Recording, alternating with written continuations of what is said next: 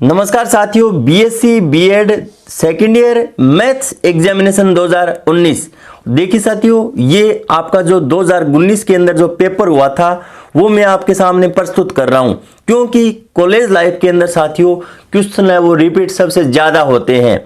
और यहाँ पर एक नियम ये भी लगता है कि जो 2019 के अंदर क्वेश्चन आ चुके हैं 2021 के लिए इंपॉर्टेंट बन जाते हैं, क्योंकि कॉलेज के अंदर सम और विषम साल का जो रूल लगता है वो लगभग ऑथेंटिक बैठता है। और ये पेपर फर्स्ट है आपका एब्स्ट्रैक्ट अलजेब्रा अमूर्त बीजगणित। सर्वप्रथम देखिए साथियों, मैं आपके सामने ये जो ओल्ड पेपर है वो प्रस्तुत कर रहा हूं।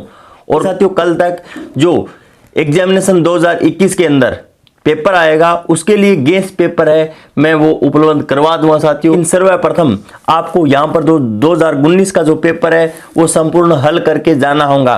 और यहाँ पर मैं आपको इस चैप्टर के अंदर ये क्वेश्चन इतने नंबर पेज पे मिलेगा आपको। सर्वप्रथम यहाँ पे खंड ए के अंदर पहला क्वेश्चन क्या पूछा गया है, समूह को परिभाषित कीजिए। और यहाँ पर देखिए साथियों, ये क्वेश्चन आपको समूह सिद्धांत जो बुक है इसके अंदर पेज नंबर 2 पे मिल जाएगा, जो चैप्टर फर्स्ट है। तो देखिए साथियों, समूह सिद्धांत और वलय सिद्धांत पर जितने भी मैंने वीडियो बना रखे हैं उन वीडियो को देख लीजिए। उसके बाद में आपका जो कॉन्सेप्ट क्लियर हो जाएगा तो आप इन क्वेश्चनों को आसानी से हल कर सकते हो। सेकंड क्वेश्चन, क्रमचय की कोटि को परिभाषित कीजिए। ये साथियों चैप्टर नंबर 4 के अंदर जो क्रमचय ग्रुप वाला चैप्टर है इसके अंदर पेज नंबर 122 पे मिल जाएगा।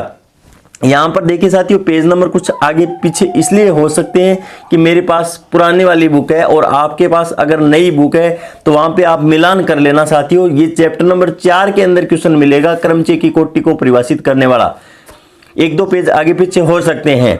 उसके बाद में परसामान्य उपसमूह को परिभाषित कीजिए, और ये चैप्टर नंबर 3 के अंदर 95 नंबर पेज पे मिल जाएगा साथियों आपको क्वेश्चन। उसके बाद में वलय का उदाहरण दीजिए।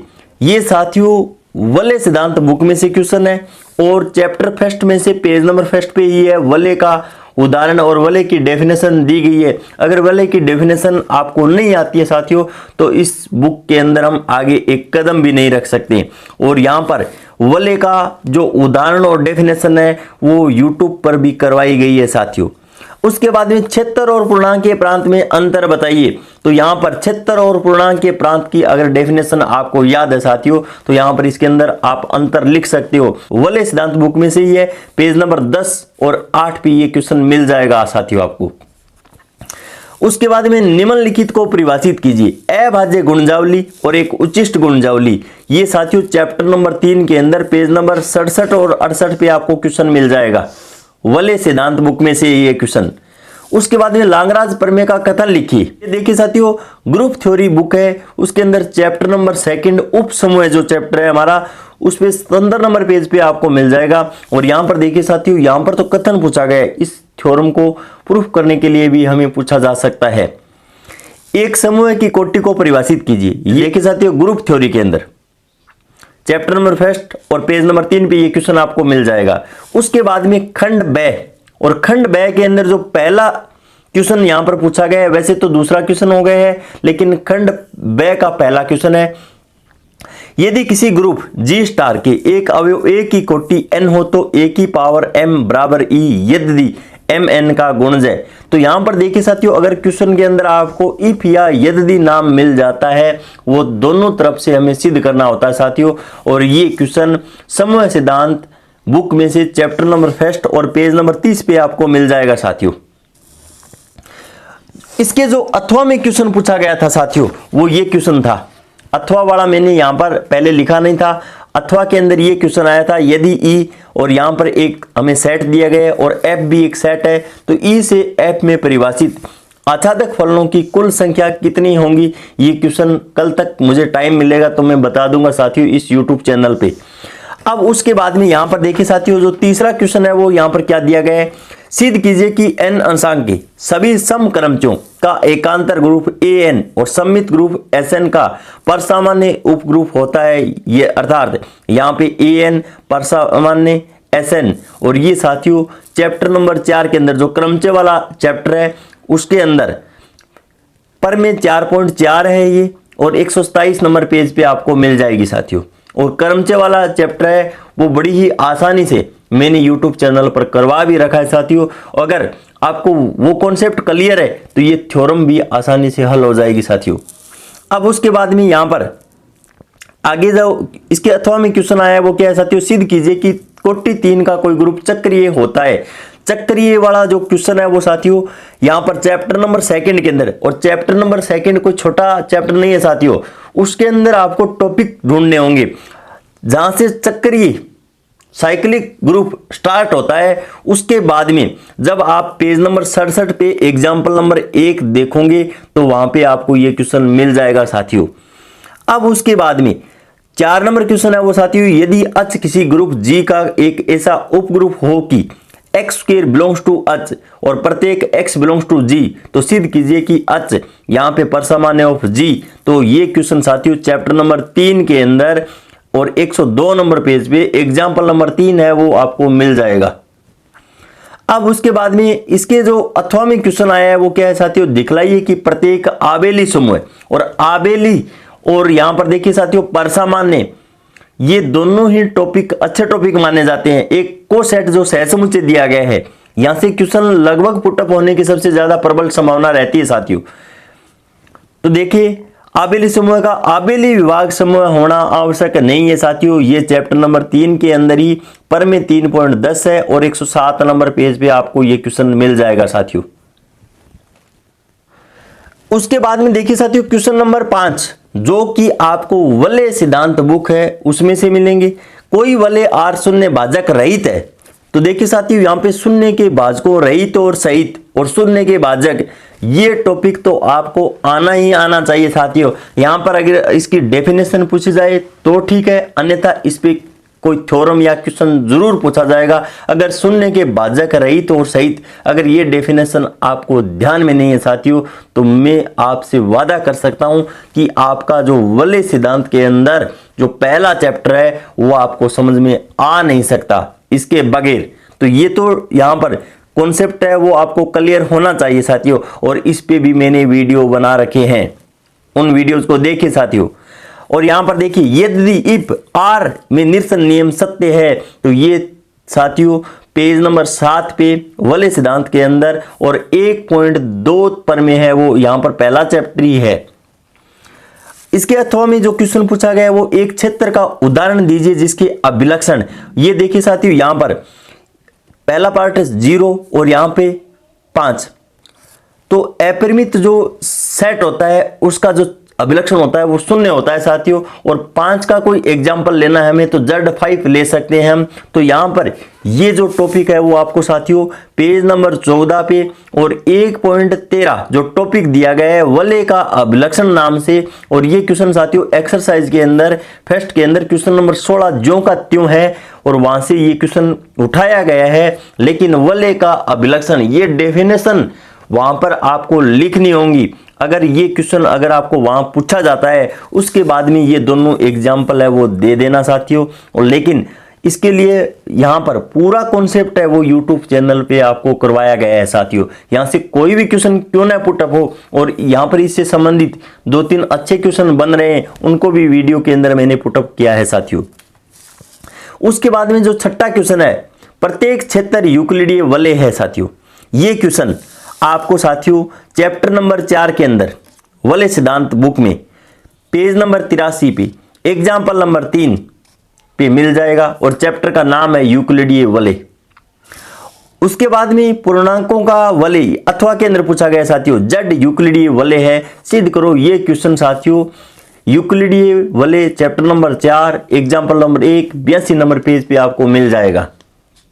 उसके बाद में देखिए साथियों सेक्शन सी या खंड से, यहां पर क्वेश्चन नंबर 7 से स्टार्ट होंगे साथियों। सिद्ध कीजिए कि यदि R तुल्यता संबंध है तो R इनवर्स भी तुल्यता संबंध होगा। तो ये क्वेश्चन तुल्यता संबंध से संबंधित है, तो इसके लिए आपको क्या है समतुल्य सममित और संक्रामक दिखलाना होगा। अगर ये क्वेश्चन साथियों आपको नहीं मिलता है तो मैं इसके लिए भी आपको कल तक एक कॉन्सेप्ट है वो देने वाला हूं, या इसका आंसर है वो मैं दे दूंगा साथियों। उसके बाद में क्वेश्चन नंबर 8, और क्वेश्चन नंबर 8 के अंदर देखिए साथियों यहां पर सिग्मा बराबर इस प्रकार से हमें यहां पर मान दिया गया और रो बराबर ये मान दिया गया। तो यहां पर रो सिग्मा और रो इनवर्स ये मान निकालना है, और यहां पर ऑर्डर मतलब कोटि निकालनी है सिग्मा इनवर्स की।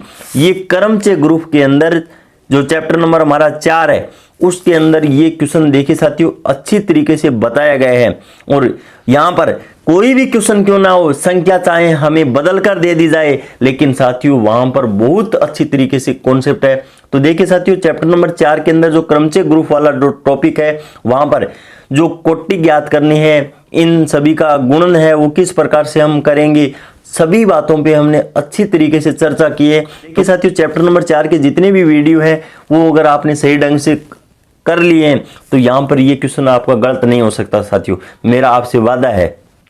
कोई भी क्वेश्चन न पुटअप हो जाए, यहाँ पर देखिए साथियों मैं पर्टिकुलर कोई गेस्ट पेपर के अंदर पे यहाँ पर संख्यात्मक मान उठाकर रख देता हूँ और वहां पर कोई अन्य संख्यात्मक मान आ गए तो कहेंगे सर ये क्वेश्चन तो बाहर से आ गया। अगर कॉन्सेप्ट अगर आपको क्लियर है तो कोई भी क्वेश्चन क्यों नहीं दे दिया जाए आपको। अब उसके बाद में देखिए साथियों क्वेश्चन नंबर 9, समूह समाकारिता के मूलभूत प्रमेय की कथन सहित व्याख्या कीजिए। ये क्वेश्चन समूह सिद्धांत बुक में से और यहाँ पर प्रमेय 5.9 है, पेज नंबर 157 पे मिल जाएगी ये थ्योरम साथियों यहाँ पर।